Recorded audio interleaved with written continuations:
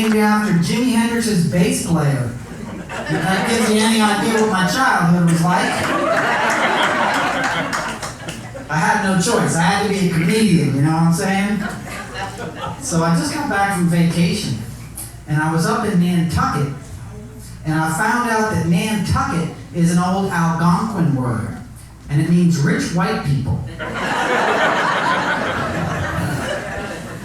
I was there with my girlfriend's family, right? And her sister is still breastfeeding her son, and he's like 5 years old. Yeah, right? It's weird. I walked in on him and the kid was standing up. Right? If they're standing up breastfeeding, that's like second base. Dude looked over at me and winked.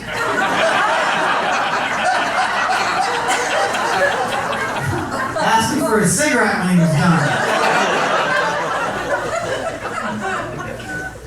I saw a great white shark eat a seal at the beach when I was there too, man. Yeah, it was gnarly. Lifeguards freaked out, told everybody to get out of the water, and guess what? People got out of the water. Fast. You never seen people move so fast. Dudes were turning into Jesus, just walking on the water to get out of the beach. Right? Get back on the beach. And guess what? Not a single person talked about freedom or tyranny or their right to get eaten by a great white shark. Right? They just listened to authority in the interest of public safety. And in this instance, authority was a 17-year-old in red shorts with a whistle. Named Blaine. You gotta be named Blaine or Avery to be a lifeguard.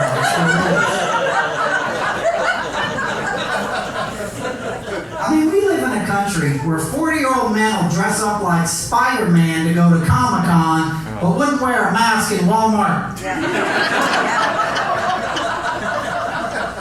I mean, literally every American superhero wears a mask, right? Why would they do it? They should have just made the public service campaign, wear a mask, bro. Batman does. Right? During World War II, 20-year-old women left their homes in the Midwest and went to work in shipyards, welding, in welding masks, in 24-hour shifts, no complaints. Some of them did it underwater, in diving helmets. But now, instead of Rosie the Riveter, we got Karen the QAnon kook.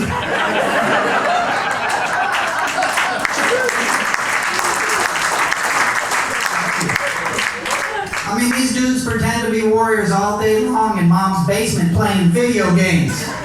Wouldn't step up when it counted. If you played Call of Duty, but didn't wear a mask in the last year and a half, you missed your real-life Call of Duty. It's called a PlayStation for a reason. You're 50 years old. Right?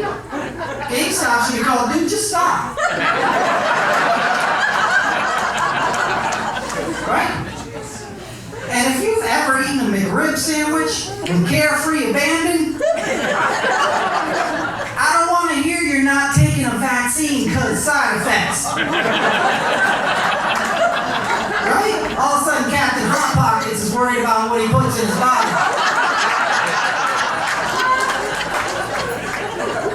I mean, it used to be you'd have to go to a bus station at 4 a.m. and sit in the lobby to meet somebody who was going to tell you that vaccines were a government conspiracy designed to make us all sterile. Right now, you just log on to Facebook, find out your old high school wrestling coach is a YouTuber.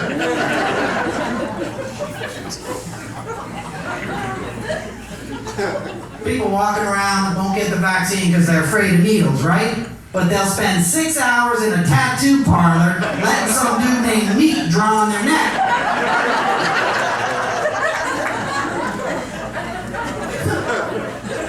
All them folks saying, unmask our kids. I've seen some of your kids. Those masks are helping, trust me.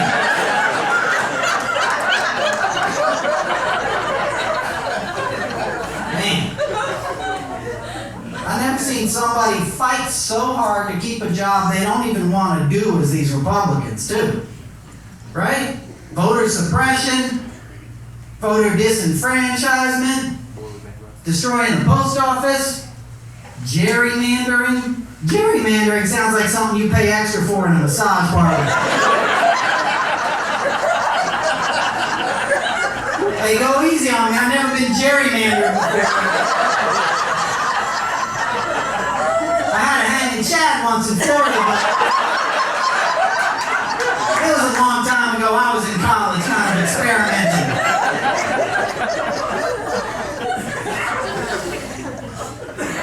I mean, they made it illegal to hand out water, right? Down in Georgia. Yeah.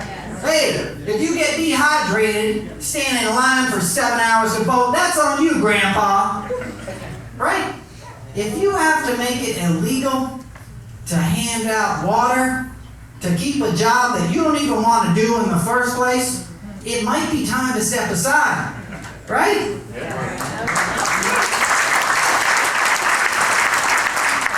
I mean, let the people that want to legislate have a chance, okay?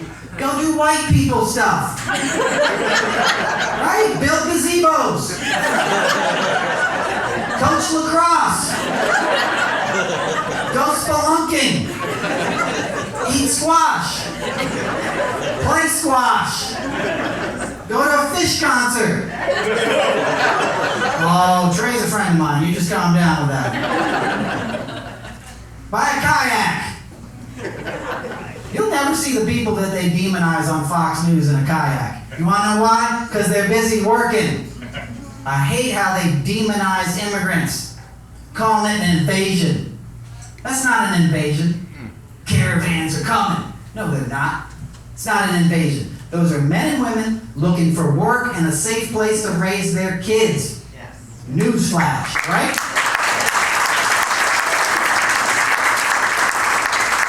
If someone is willing to walk 1,000 miles across the desert for a job, that's the kind of person you want to hire. Right? How'd you get here today, man? You take the subway? No, I walked. From Guatemala. You're hired, bro. Trump can't walk 30 feet without using a golf cart.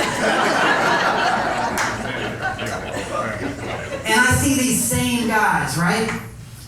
That are yawning during Trump's 2 impeachment hearings, right? Jim Jordan and all these guys were yawning. You're bored, bro? A president's getting impeached twice in 4 years, which is freaking insane to begin with? And you're yawning? I see it on C-SPAN. Right? But then I'll flip the channel, put it on Discovery Channel, and I see the same type of dudes completely engaged in their jobs. Right? Completely into it. When I watch those shows about, like, restoring an old car they found in a barn. Right? Building a cabin up in Maine. Digging for gold up in Alaska. These guys will bring in 20 tons of heavy equipment to find a gold nugget the size of a nickel and get all excited. Hey, y'all, shut it down. Bodie found something.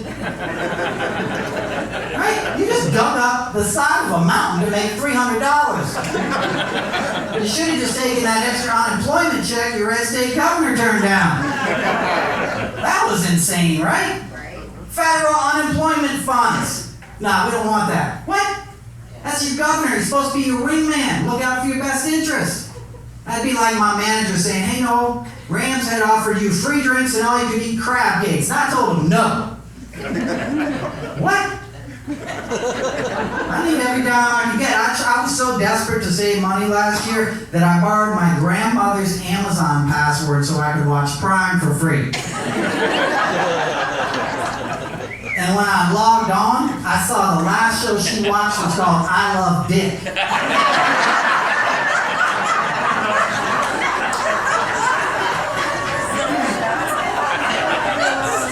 I was like, damn, Grandma.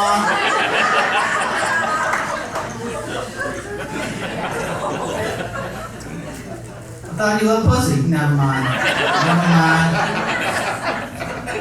Trump sent thousands of people to attack the Capitol to keep a job he didn't even show up for in the first place. Right? He spent 4 freaking years on a golf course. He didn't come into the Oval Office every day until noon. and he lived upstairs. They called it executive time. Oh, he's on executive time. What? In the real world, they call that, your ass is late for work. He needed a manager just looking at his watch. Right? You even want this job? Speaking of watches, Trump wears a lady's watch to make his hands look smaller. No, he really does. And you need to think about that for a minute. Imagine showing up in public looking the way he does, right? Standing there, painted orange like a drunk minotaur with a dead ferret on his head, and the thing he's worried about is small hands. It's insane, right? You know, at that hotel in D.C., he would have them order extra large jumbo shrimp for him.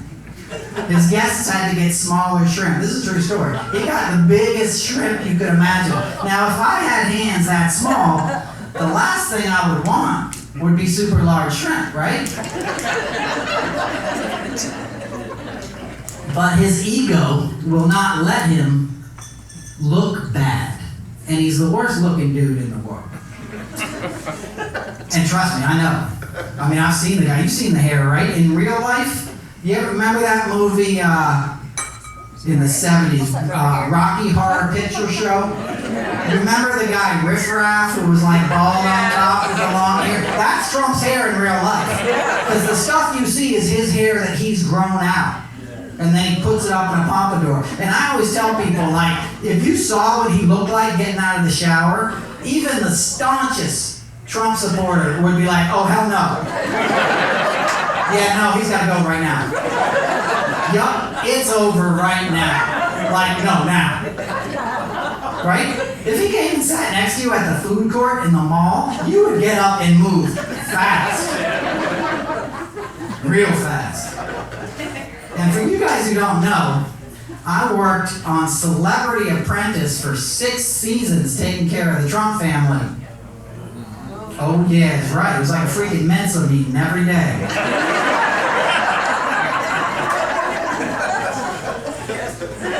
Don Jr., Eric Trump. Ugh, it's right. Gums are cold. He blocked me on Twitter because I said, sun's out, gums out.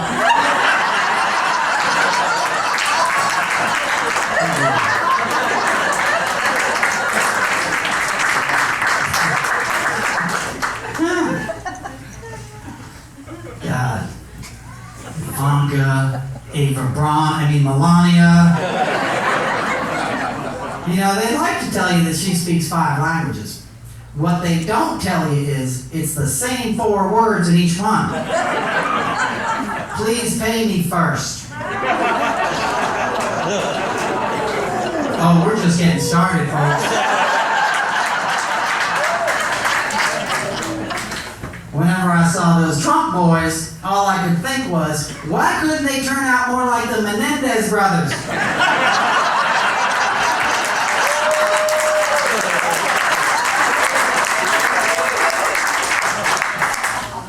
I did a bunch of those beauty pageants too in the 90s. That was a good idea. Giving Donald J. Trump a beauty pageant.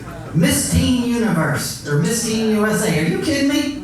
That's like giving Jeffrey Dahmer a cooking show.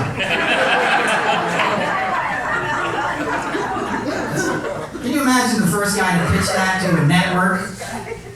Yeah, so here's what we're going to do. We're going to find the hottest teenage girl in every state. We're going to fly them to Atlantic City. We'll put them in a bikini. We'll get some middle-aged men, like, say, Scott Baio and Geraldo, to tell us which one they think is the winner. And then we'll put a crown on her. And don't worry, this is all going to be under the auspices of Donald Trump. What could go wrong? A lot. A lot could go very wrong, and it did. Trump would line up the girls like they were pieces of meat, and he'd inspect the contestants. He'd stick his little doll fingers in their mouths and he'd check their teeth. Oh no, he did. It was disgusting. And he'd be like, you. If you want to win, I'm in the penthouse suite. Come and see me. I I know. If Trump had a cooking show, they'd call it the fake billionaire's diet. McDonald's, chocolate ice cream, and girls that look like Ivanka are all he ever eats. Oh, okay. This is where I'm taking it now, so hold on.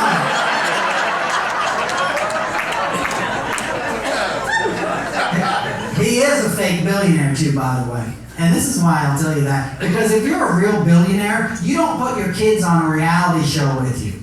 Right? Your kids aren't on a game show. They're riding dressage horses. Right? They're racing cars in Monaco. Right? They're not judging Little John's pop-up shop in Times Square. Right? But that was Trump. The thing was insane. It was scary. And it was nuts. I mean, the snorting Adderall is real. He snorted Adderall on set because he can't read. So any word on a cue card more than 3 syllables, he'd freak out, storm off set, snort more Adderall, come back. We'd get hair and makeup to clean him up and everything. This is all true. I had a 24-page NDA. I didn't know then he was becoming president. Then NDA meant, nah, dumbass, I'm telling him everything I know.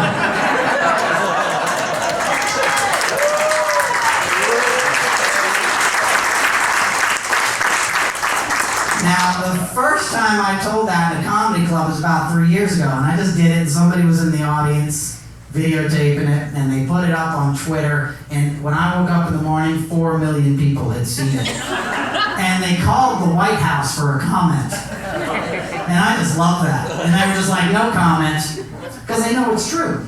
That's why he put a lock on his bedroom door in the White House. No other president had done that. The first thing he did when he moved in was like, can I get a lock on the door? It's like, no, you can't have a lock on the door. You're president. You know, they need to rush in there in the middle of the night. That's why he had his security guards go take his medical records from his doctor right after the inauguration up on the Upper East Side where I live. Dr. Bornstein. Anybody ever see him? He was a freak, huh? He actually died mysteriously in January. Yeah, exactly, right?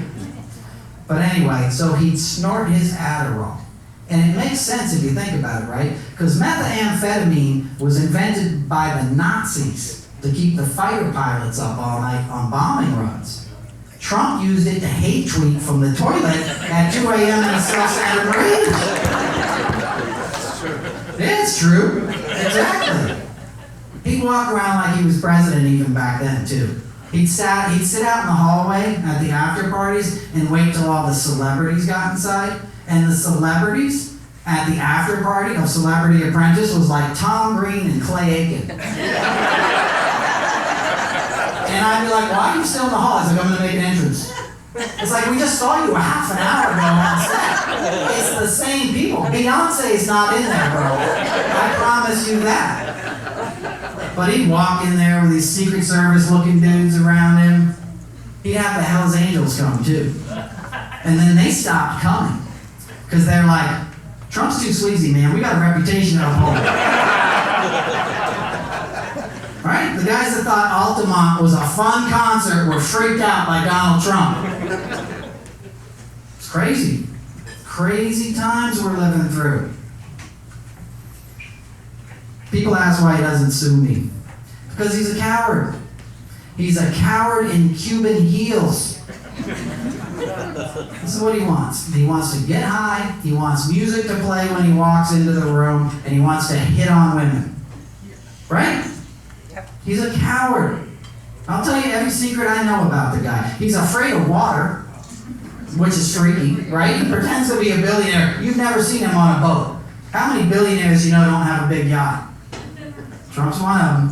He bought a yacht once in the 80s and like posed on the gangplank or whatever you call it, the ramp. He wouldn't even get on the boat. He can't grow a beard. You've never seen him with 5 o'clock shadow. Right? It's true, right? Things that make you go, huh. He wears a girdle, hard plastic girdle, oh yeah.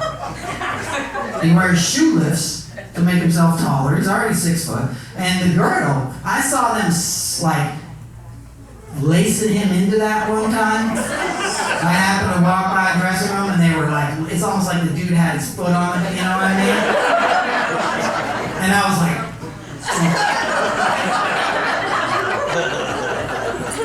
Like some shit you can't unsee in life. That was one of those things. And speaking of shit, oh yeah, some of y'all know where this is going. Yup, the Depends. It's real. He wore Depends because he's incontinent from all the speed and the fast food. He's profoundly incontinent. And he would just evacuate himself sitting right there on set. Oh yeah. Can you imagine being the boom operator and hearing that? And we'd have to stop taping, man. Like, we couldn't go on after that. Dude's eyes would be watering and stuff. We'd be like, cut, we had an incident. Yeah, and his security guard, Keith Schiller. Some of you guys might know who Keith Schiller is, right? So Keith would have to go get him from set, fake boardroom, take him, clean him up, bring him back. Keith's nickname was Wet Wipes. Oh yeah.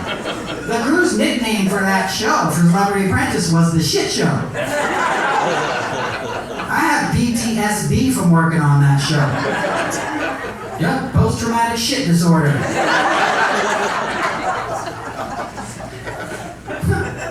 Trump's like the golden corral of politicians, right? A greasy buffet of salt and fat that you pay a really high price for later. Right? Take that Taliban peace deal. Right? That worked out well. He negotiated it without the Afghan government, and he kept a secret paragraph in there that Pompeo wouldn't show anybody. They wouldn't even show it to Congress. I think I know what he was up to. I think they offered to relocate the Taliban to Alabama. And the Taliban was like, hell no. We're not sending our kids to schools run by religious zealots. And then Trump offered to relocate the Taliban to Texas. And they were like, hell no. Too many guns there for us. And then Trump offered to relocate the Taliban to South Carolina. And they were like, oh, hell no. Too many assholes with beards.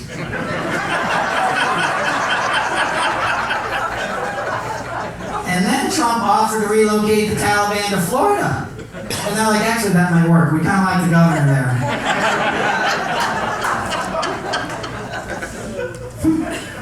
Speaking of extremists, what's up with all these giant pickup trucks everywhere now? They're everywhere. Every other car is a giant monster truck jacked up 10 feet in the air. What do you need the Ford F-150 Super Duty for, bro? You live in Catonsville and work in a bank. Right? The only ranch you've ever seen is on a plate of chicken wings.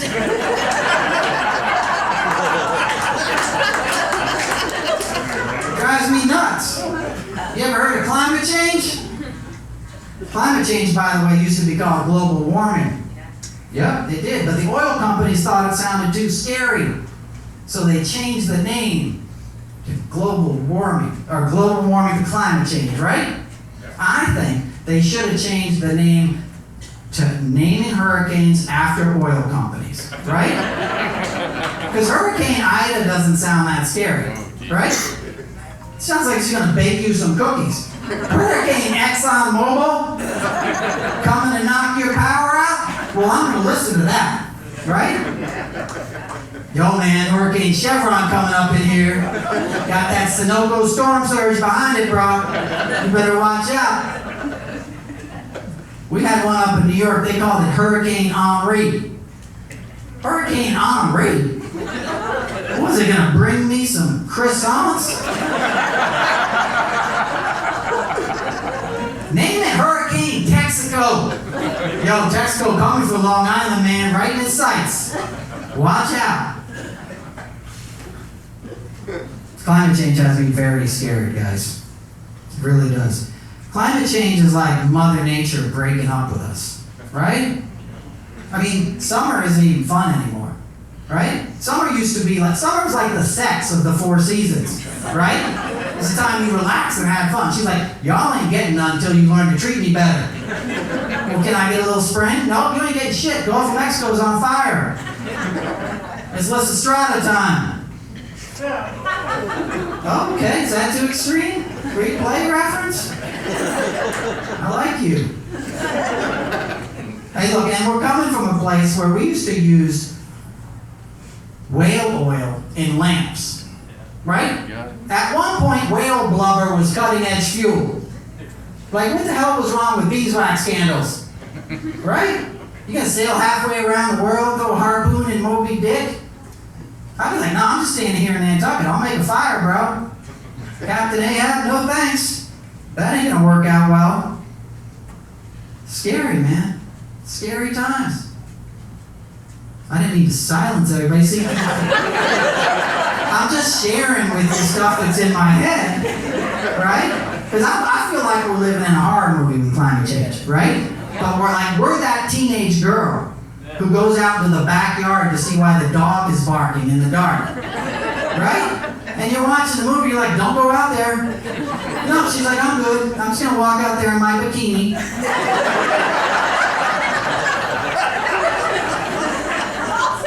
Right? I'm just gonna walk into the woods. Why are you barking, pooch?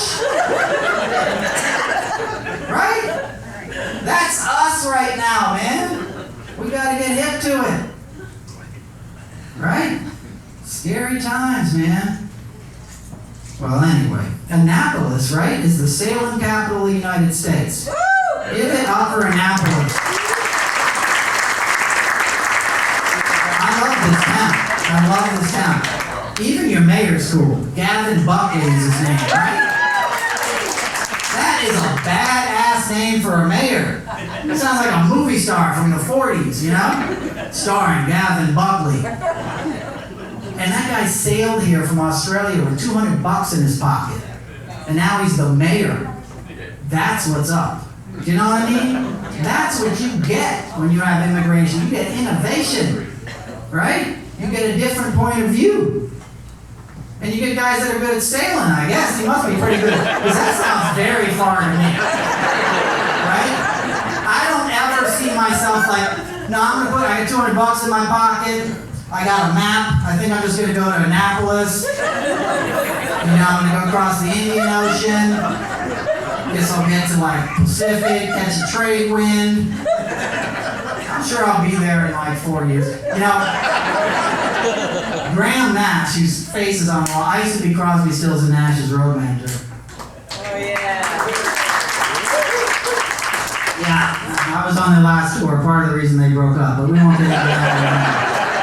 I'm the one who introduced him to the girl who broke them up, but that's neither here nor there. Graham once told me that Crosby invited him out to go sailing when Crosby lived in Coconut Grove, I guess, Florida. And Graham's like, okay, we're going to go out for a few hours, right? Have a nice sail. He figured he'd be back in, 3 or 4 hours. 6 weeks later, he ended up in California, right? With a stop in Panama for supplies. Yeah, that's what wooden ships is about, man. Yeah, but sailing, I mean, it always sounds romantic. Like, I used to go sailing on the Chesapeake with my uncle when I was a kid, And I'd always be like, hey, this is going to be fun. I'm going to relax, I'll be out there on the water. And I get out there, and he's like, hand me that line. Hand me the other line. Watch out for the jib. Watch out for the boom. The boom's going to hit you. Hand me the other line. Which line? You mean the one that looks like a rope? It's called a line. And now I'm going to teach you how to tie a knot. It's going to be the most complicated thing you've ever seen in your life. I'm only going to show you once. And if you don't get this right, we're going to die out here today. Right? That's sailing. Come on, y'all know it. That's complicated shit. You got names that don't make sense. Oh, starboard. What? Starboards? I didn't bring any starboards. I thought lunch was provided.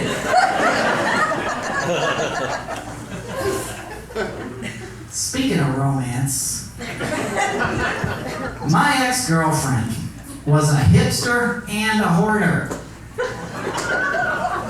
That is the worst possible combination. Because all the crap they buy is off of Etsy. How many dream catchers does one person need before it becomes a nightmare?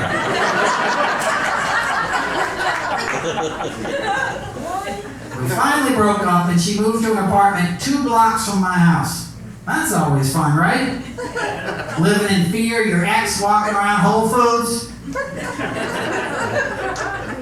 She was a hipster though, so I knew which aisles to avoid.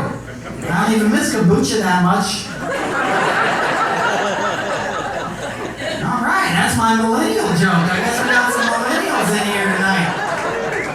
Alright, millennials, I'm Gen X. We had better music, by the way. We had some kick-ass music for about 3 years. Like every other week, an album would come out and you're like, oh, I'll listen to this the rest of my life. This is a great freaking album. Holy shit. One after the other. And I lived in D.C. in that period. Okay? I worked as a bicycle messenger from 89 to 93. And one of my good buddies was a guy named Skeeter. We worked as couriers together, and he was my next door neighbor. We lived in these row houses, right? Skeeter played bass in a band called Scream. Woo! All right, give it up for Scream. You know what Scream is? Oh, you don't like this story then, bro. So Skeeter breaks up with his girlfriend and starts like basically smoking crack and just going off the deep end and decides he's gonna break Scream up, right? So Dave gets all bummed out and goes out to Seattle and joins another band, right? Me and Skeeter continue to be bike messengers every day.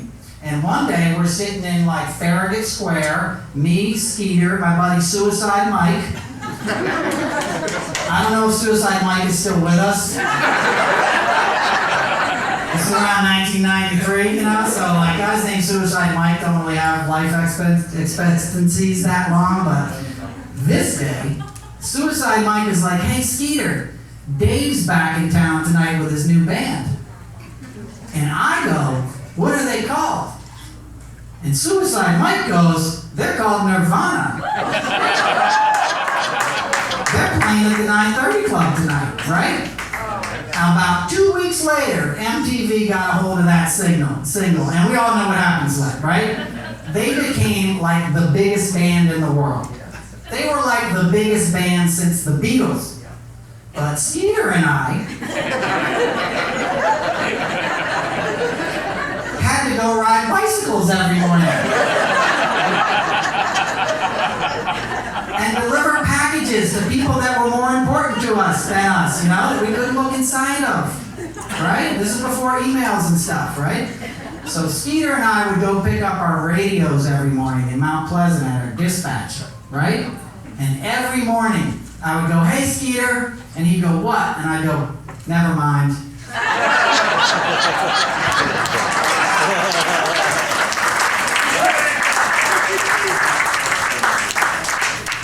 It's a true story, man. I still think, and I've worked with Dave a lot since then. We still talk about Skeeter. Poor Skeeter. But millennials, you know, you do have some good music. I'm not, and there's great acts that come through here. Ram's Head has some kick-ass music all the time. So music's very fun, okay? A couple people I toured with are coming through. Watkins Family Hour later in the month. Sarah Jaros, there's a lot of good acts here. So music is good, right? I'm not dissing completely on your music, millennials. And I'm jealous as hell as your weed. Because y'all got the best weed the world's ever seen. The weed you have is insane. If they had pot gummy bears when I was in high school, I would still be in high school. I would be sitting in a classroom right now, 50 years old, with my hand up. I got the answer now.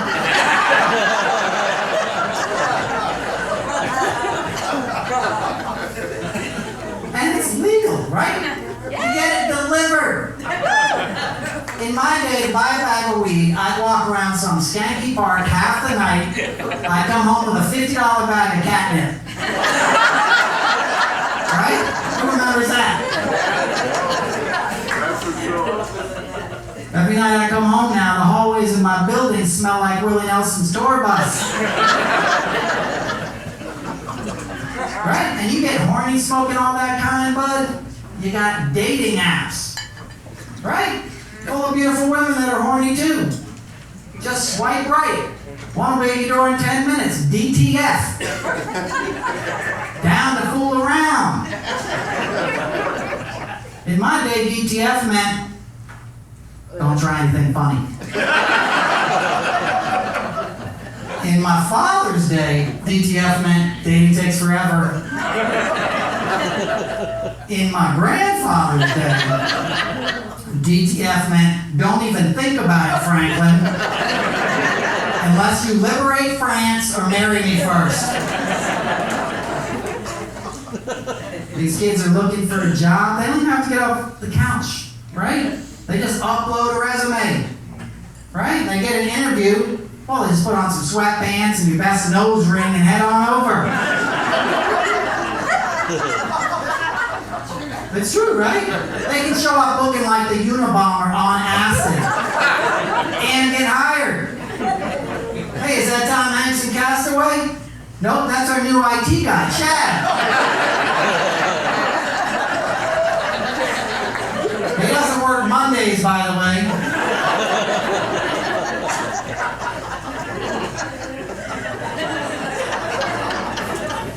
Speaking of jobs, some of these people in Congress now completely miss their calling. Like Marjorie Taylor Greene. Right? God, man, she missed her calling. I feel like her job should have been bare knuckle fighting behind a truck stop dumpster, getting paid in loose cigarettes and beef jerky, right?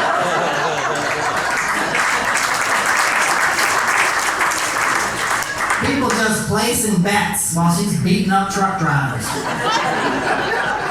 It's literally insane.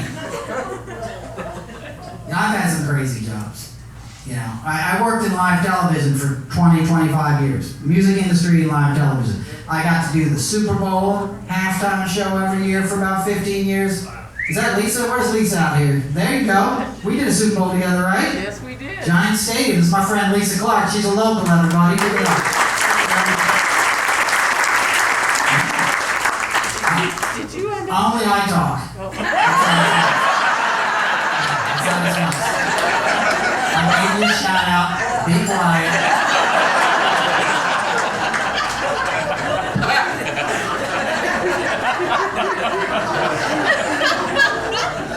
I worked on the NBA. I'm just kidding, Lisa.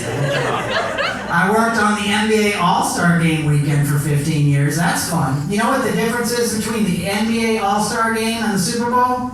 About 800 pounds of weed. Yes, NBA All-Star Game is a party. I was a road manager, as I said before, Crosby, Stills, and Nash. I rode on actually 10 years ago this month, I was in this very club with Stephen Stills. I was his road manager. And I sat right over there and I ran the teleprompter for him. And I probably shouldn't tell you he uses a teleprompter, but if you wrote most of your hit songs 50 years ago when you were high, you'd be using a teleprompter now too.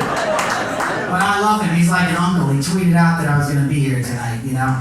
And he was actually really mad when we were doing this show. He was in a fight with Neil Young because Neil Young had just canceled a Buffalo Springfield reunion that was supposed to play like 30 stadiums, right? They did Bonnaroo, they did all this stuff, and Neil's like, nah, I'm good. I think I'm going to go home now. Steven had already spent the advance, right? So he was screwed. And we put together this solo tour. This was like our second stop on the tour. This doesn't leave the room, by the way. Okay, and the first night was another club in Virginia. I won't mention the name, starts with a B, but you guys might know it, right? And this was our second stop. And at the B club, Steven goes out and goes, fuck Neil Young. This is called the Fuck Neil Young Tour. And I'm on the side of the stage like, don't do it. Don't do it. And I'm like, you too. And he's like, fuck you too. Yeah.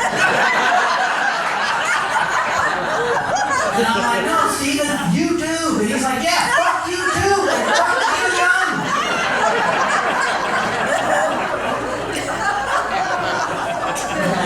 And I'm like, at this point, I had basically just started working for Stephen Stills, okay? I'd done a few things with CSN, but like I'd never been alone on the tour bus with Stephen Stills. And people warned me about stuff, you know?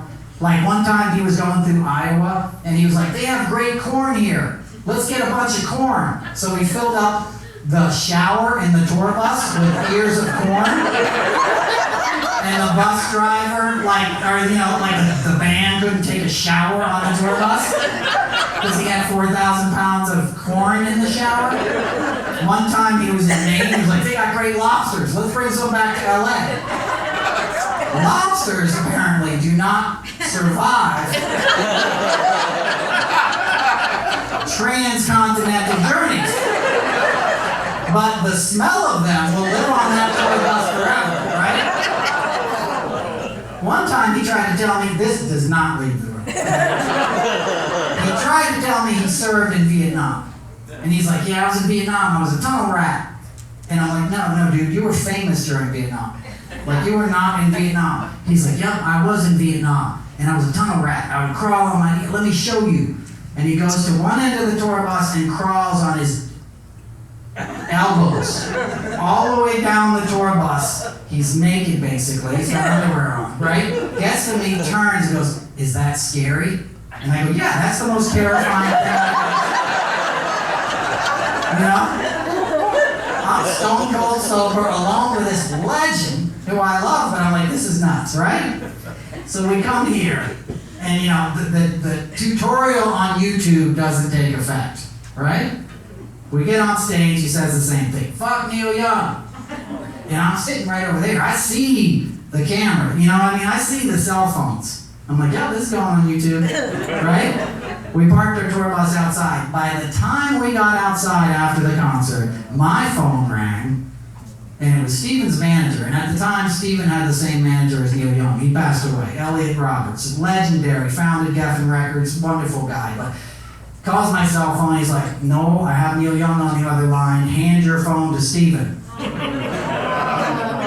yeah, and he just chewed him out, man. I saw him go white. And all I could think was, he's gonna use up all my minutes.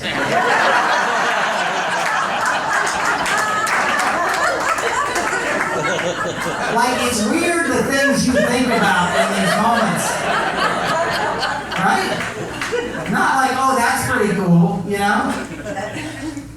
And one time, we went to, Stephen will make these weird requests. Like, he'll be like, send me a text and be like, I need 4 bananas, a pencil sharpener, and 1 brown loafer.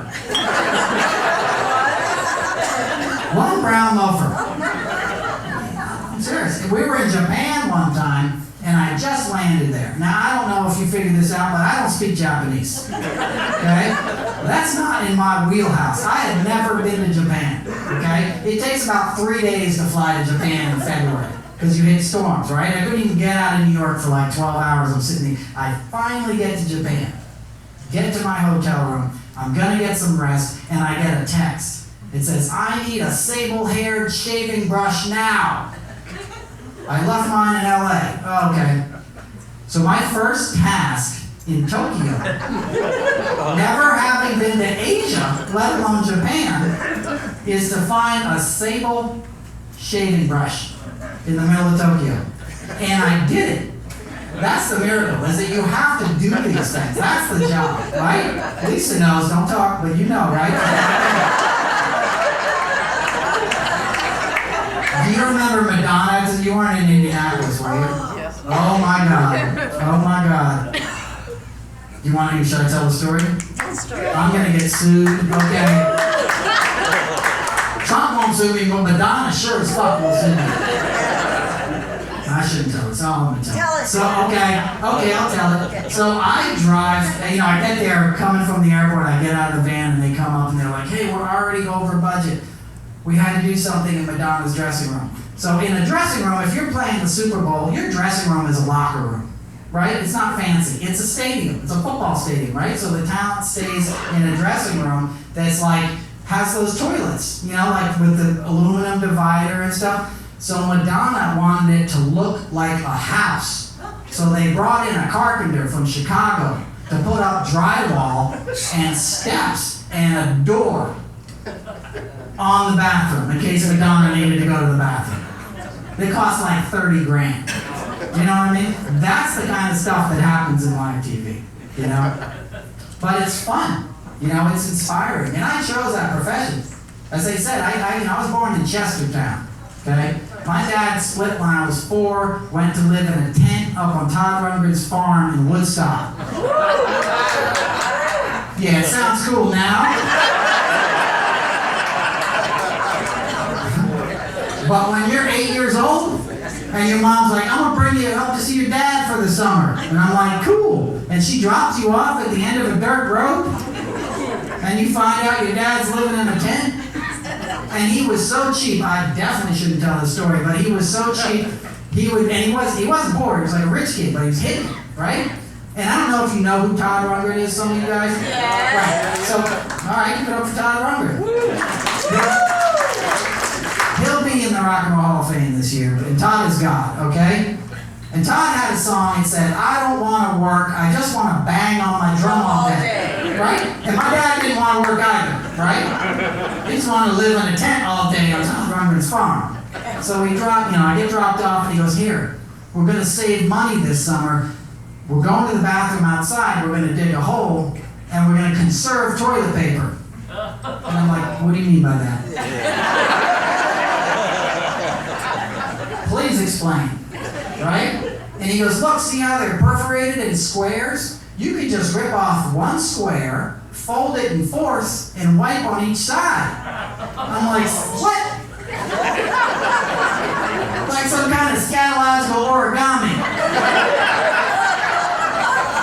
I'm like, your brother just tried to teach me how to tie a knot that broke my brain. And he was into macrobiotics at the time, okay? So all we ate was fermented mung beans and brown rice. Yeah, I don't know if you've ever spent the summer eating nothing but fermented mung beans and brown rice, but you're going to need more than one square.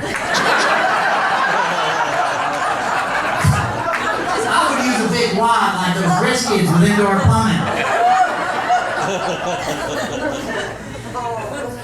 But I love the music and I wanted to get into it, you know, and I sort of willed myself into it. Jackson Browne was my hero. I later became his road manager. Give it up for Jackson. Jackson recorded Running on Empty over here at Meriwether Post Pavilion. And my mom and my uncle, who are both in the audience tonight, went to see that concert. Yeah, and I was already a huge Jackson Browne fan, and they're like, yeah, we don't have a ticket for you, but we're going to drop you off to Grandpa's house, and you get to eat macaroni and cheese. Grandpa lived in Columbia, and I was like, I want to go to the concert. But it wasn't happening, right? And then I came home, and they said, he recorded this new song called Running on Empty. It was awesome, right? So like 30 years later, I'm his tour manager, or road manager, and we're in Europe, and I'm standing there with David Lindley. And I tell David Lindley this story. I'm still aggrieved. David Lindley's the guy who sings the falsetto, plays the awesome slide guitar, and David looks at me and goes, yeah, but look where you are now. I was like, you're right, you're right. And Jackson gave me my start. That's why there's a lot of politics and stuff in my comedy. It's progressive. It's like CSN, you know, they were singing about making this world a better place. And I was drawn to that, you know, harmony and stuff. I got my gig essentially. Oh, give it up for harmony. One person. Clap for clap. That's how broken we are as a nation. Harmony, I don't know.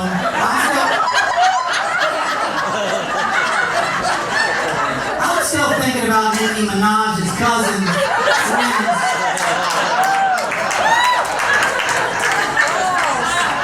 Swollen testicles. That's kind of the important story this week. I don't care, harmony. Right? I got my job, basically how I got into show business is I snuck into Jackson Browne's dressing room when I was 17. He was playing at Radio City Music Hall, and I kind of snuck in a side door where I ended up working a million shows, you know, and I didn't know what I was doing. I just hopped in an elevator, pressed a floor that looked like a rock star would be on it, like 4. I mean, 4 sounds like a rock star kind of number, right? I get off the elevator, there's a kid reading a book, Bonfire of the Vanities, had just come out, right? And I'd read an advanced copy of it, right? And he's reading the book, and I'm like, here, you know, I'm trying to BS him like I'm with the band, I'm dropping names, he doesn't know who any of these people are. So I see that's not gonna work, and I see where he is in the book. And I go, oh, did he kill the kid yet? And he's like, what? I'm like, he runs over a kid up in the Bronx. He's like, really? Okay, just go, man. Right? And he let me pass. And I walk into a dressing room, Jackson's looking out a window, and his manager, who I worked with forever, I still have associations with, says, can I help you? And I said, I just want to shake that guy's hand right there, because he helped me think. And Jackson came over and he said, what's up? I said, yo, I wrote a paper about American imperialism in Central America because my fellow students didn't understand it. So I wanted to explain it to them. This is 80s, Iran-Contra stuff. It's complicated now, right? But he's like, what is this freak kid doing in my dressing room talking about this stuff, right? But then he started giving me backstage passes and things, you know? And then I moved back down to D.C., and I got my first job on the Kennedy Center Honors. Oh yeah, that's where I started in 1993. That was my first time as a PA, right? And I was working in Burtonsville, Maryland in a barbecue restaurant. Living in an old farmhouse with 2 lesbians and a potbelly pig. Which is not how most people break into Hollywood. Okay? But the wife in the restaurant's like, I'm from LA and I'm a production coordinator on this show. You should come down tomorrow. You don't get you paid. You work a couple days. So I show up down there and I'm backstage and some stage manager comes up to me and hands me a French horn and goes, hold this and go stand on that riser over there. And I'm like, what? She's like, just shut up, hold this and go stand on the riser. So all of a sudden I'm on stage in the Opera House because they were camera blocking and the real band wasn't there, right? The orchestra. So I'm holding this thing, and from the left comes Billy Preston, who played with the Beatles on an organ, right? Then Aretha Franklin comes out on the right. And then the Washington Gospel Choir fills in behind me. And I'm like, oh shit.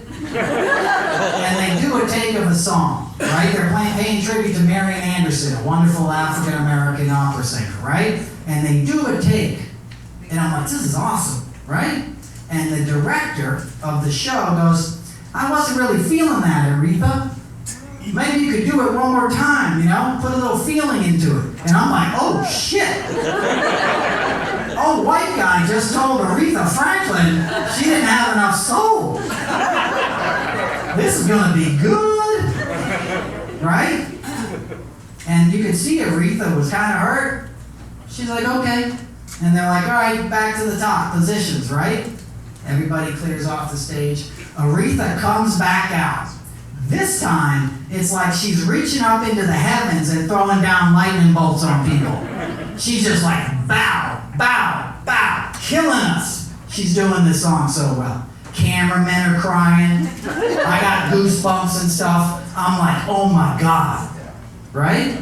And when she stopped, she just looked at that director and was like, you happy now? And I was like, holy shit.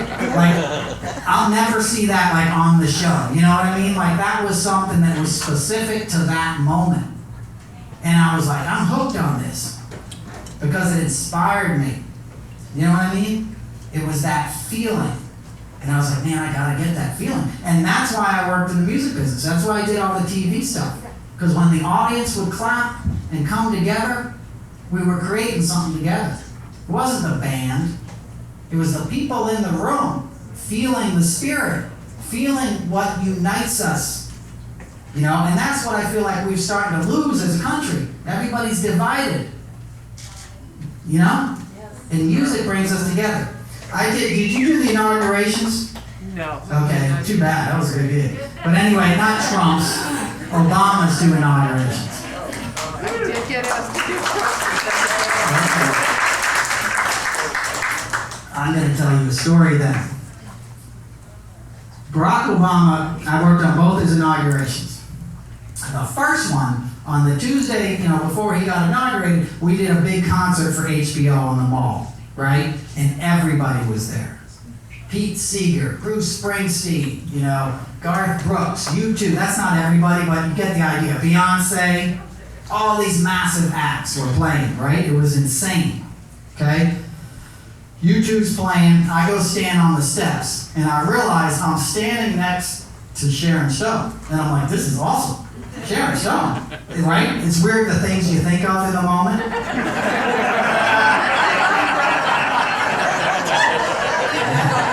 Yeah, y'all know what I was thinking. I'm like, let's get back to the game, Noel. We got a president to inaugurate. And I turn to the right and I see David Axelrod is standing next to me. Now, David Axelrod was Barack Obama's campaign manager. And I turned to David and I said, look, I just want to thank you for your part in all this. Let me just shake your hand, sir. And he put his arm around me and he goes, I didn't do it. Turn around. And he turned me around to face the wall. And there was 2 million people in 10-degree weather that had showed up to pay tribute and help inaugurate America's first African-American president, you know? President. In hope, right? You could feel the hope. 2 million people were just throwing love back up at us. And I'm like, this is insane. This is like the West Wing or something, you know what I mean? I gotta collect myself. So I kind of took a few steps away, started getting my shit together, because I didn't want to cry in front of Sharon Stone. You know, I was like, nut up, no. So I stepped to the side a little bit. My buddy Danny Clinch comes by. Danny's a famous rock photographer. He did like all the Pearl Jam videos, all that kind of stuff. And he sees me standing there. U2's playing. Obama's family's behind me. He goes, no, let me take your picture. And he starts to take my picture and I give him the peace sign, right? And then he starts freaking out with the camera and moving around. I'm like, hey, what happened, dude? He goes, when you did the peace sign, Bono came over to you, took the peace sign off of your peace sign, and gave it out to like 2 million people. And I'm like, oh my God, that's amazing. Like now I'm super like, I'm floating on air, right? So then we get word that President-elect Obama wants to thank all the performers. And we all have to gather in this tent behind the Lincoln Memorial. And I'm like, I'm getting in there. They're like, it's limited who can be in the tent. And every celebrity wanted to be in there. So they're like 5 production guys. And I'm like, well, I'm one of them. I'm getting in that damn tent. Because Facebook had just come out. And I was like, I want my picture with Obama. Right? And everyone's taking selfies in there. Springsteen, everybody, right? And I'm lining up for my picture. And Usher's next to me, right? And I had my friend, Michelle Waterman. You know Michelle. So I'm like, Michelle, when he gets to me, I'm going to turn and smile. You get the shot. Like, I didn't care about the moment. I was just like, turn. You know, like, I'll turn, you snap, right? So he gets to Usher, gets to me, hey, how you doing? You know, that's Bill Clinton. That's not Obama. But anyway, I don't know where that came from. I got Clinton stories, too. I'll tell you those a little bit later. But anyway, he shakes my hand. How you doing? I'm like, good, dude. You know, I'm just cheesing for the photo. I missed my moment, but I don't even care because I get the photo. And all I could think when I was over, I was like, man, he has some soft hands. And Usher goes, he do. He does. He has some really soft hands. And I said, yeah, those are the softest hands, like velvet, right? More like calf skin. Yeah, you're right. I wonder what kind of moisturizer he uses. I don't know, but it works, man. I wish my hands were that soft. It was like comforting, like a glove, you know? Again, the things you think about in the moment. They're kind of weird, right? So I step away, and I bump into Stevie Wonder. And I kind of bump into him hard, because I'm spazzing out at this point. You know what I mean? And I jostle him a little bit. And then I'm like, I feel bad, right? So I lean in, because it's Stevie Wonder, right? I want to let him know who bumped him. So I lean in, and I said, Stevie, sorry, man, it's Noel. You know, we've worked together before. I just want to let you know I'm sorry to bump you like that. And he takes his big, long arms and pulls me in close. Because Stevie's got these really long arms and this, like, pear-shaped body, right? And he pulls me in close. I'm not saying that as a diss. I'm just describing to you what the man feels like. And he pulls me in close. And he goes, yeah, but something's different about you now. And I lean into his ear and I go, that's because I know what you're singing about now, Stevie. And he goes, what am I singing about? And I said, you're singing about love. And the only way we can change this place is if we react to everything with love in our hearts. We can't have fear in our hearts anymore. We have to have love and hope. That's the only way we can make a difference. Right?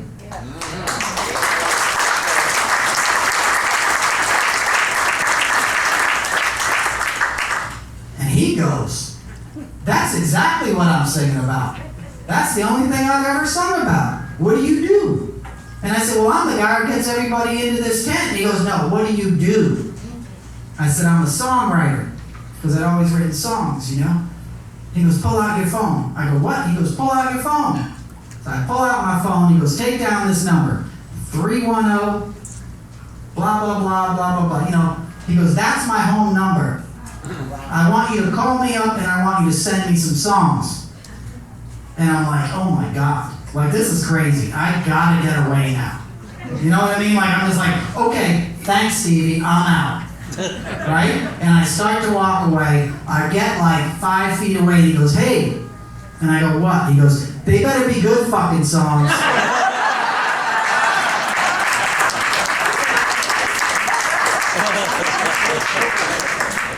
It's true, right? And then you're like, what songs do I have to possibly send to fucking Stevie Wonder? Nothing, right? And we worked again the next day, because this is Sunday, right? So he was performing on the balls and stuff that you saw on TV. The next morning I went out to meet him, because you meet people, you send cars to get them, and they come in the cars, right? And they're like, no, the car is still in front of Stevie's hotel. He hasn't gotten in it yet. Go wait outside in case something's wrong, you know? And I'm waiting outside. It's still like 10 degrees. I'm outside the convention center. I keep checking in, like, has he gotten in the car? Nope, he hasn't. All of a sudden, a van pulls up across the street, like a white van, like a carpenter's van or something, right? And I look and I see Stevie Wonder getting out of the van, out of the passenger seat. And I'm like, what the hell is this? And I run up to the van, and I'm like, dude, what's going on here? He goes, I don't know. I was stopped at a light, and Stevie Wonder got in my passenger seat.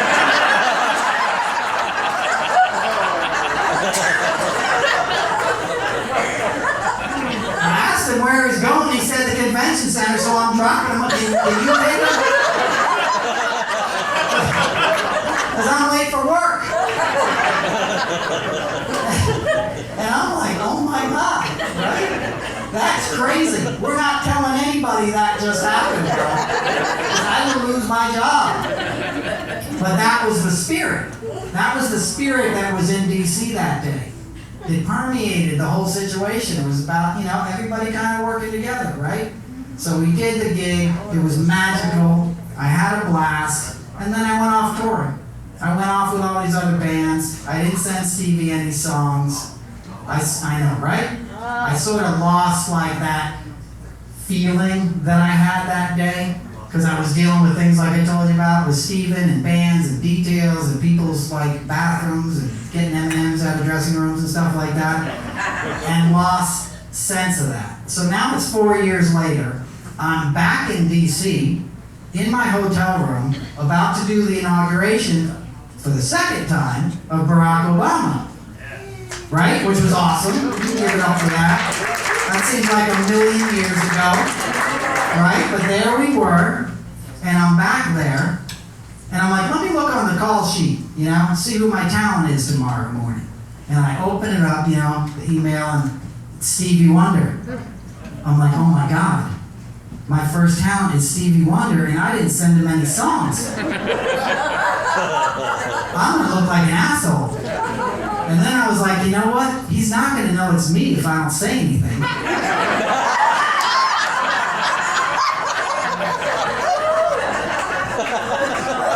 Right? I'm like, I'm just going to be quiet as a church mouse. I'll bring him to his dressing room, get him whatever he needs. I won't say a word. I won't save myself this embarrassment. So I do that, right? I get him, I bring him down there, I set him up, you know, put him on stage with his band. I go about 30 feet back to to the back of the house. He starts to play, and I see him call his guy over. His road manager guy is always with him, right? And he calls him over, and I look, because I'm like, what's wrong, you know? And the road manager goes like this to me. And I'm like, what the hell is happening? You know, like, does he need water? Is the sound bad or anything? You know, so I go to approach the road manager, and the road manager backs away. He just starts backing away. And I'm like, uh-oh. And Stevie starts to play a song I've never heard before. And he starts to play this song, and then he starts to sing. And he goes, where are the songs? Where are the songs that you promised me?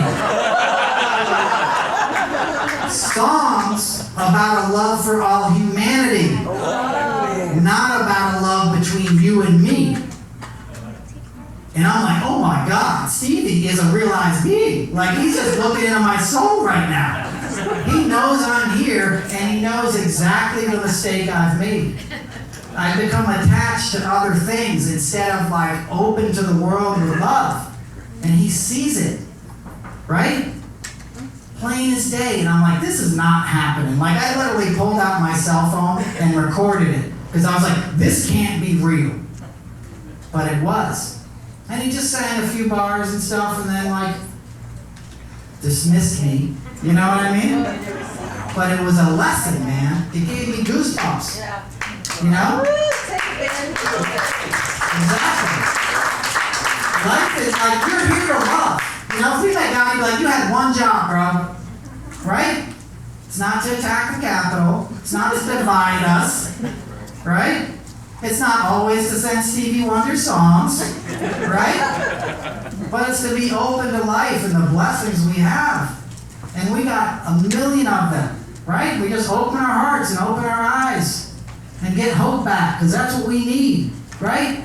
We're stronger together. We're all one people. Thank you.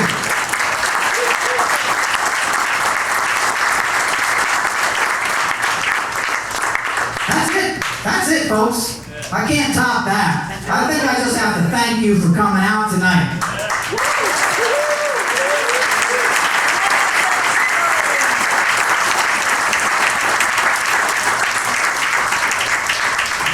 All right, I'll give you one more joke. You ever notice that the most conservative states always have the most strip clubs in them? Right? Texas has more titty bars than teachers. You ever ask for directions in Houston? Yeah, what you want to do is you go up to the corner, you're going to see a strip club. You're going to make a right, you get to the next intersection, there's another strip club. You make a left, go halfway down the block, you're going to see a church. Keep going. When you get to the next intersection, you'll see another strip club. Dentist office is across the street. Have a blessed day. That's it, guys. Thank you so much for coming out.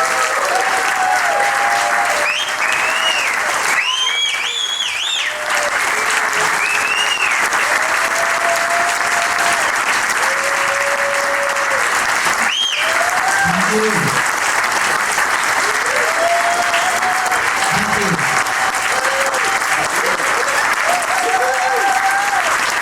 Thank you very much. Thank you, guys. Stay on safe. I love you guys. Take care of each other. Thank you to the great town. Thank you to Ramshead. Great staff here. Thank you. Thank you to the mayor's office. Mitchell's out there somewhere. Couldn't be kinder. This is a wonderful city. This is a wonderful planet. Let's take care of it. Let's take care of each other.